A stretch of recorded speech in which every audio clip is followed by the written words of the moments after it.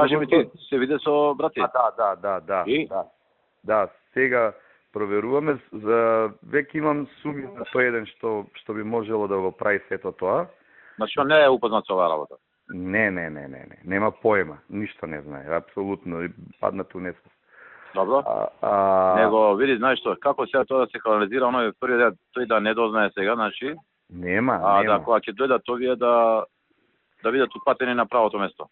Па тоа, сега, знаеш што, правото место за да го најдеме, ако кажеме само тоа е местото и сега одите само таму, да не посумњаат ме, разбираш, пошто ништо.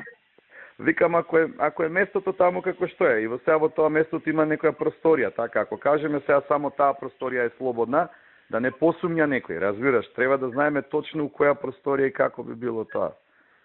И ќе ти до вечер ќе ги дознаеме смените, ќе ги видиме и листите и се, и утре има, тој ќе го сумњаме дека ги прави тие работи, е на втора смена утре од 8 саат.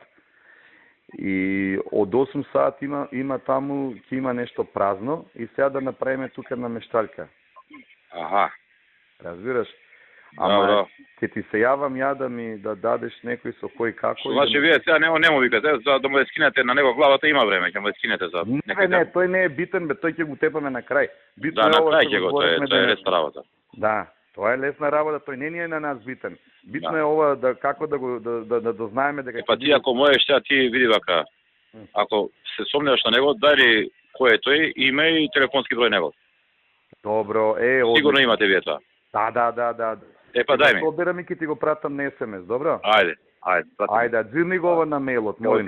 Ајде. Ајде, чао.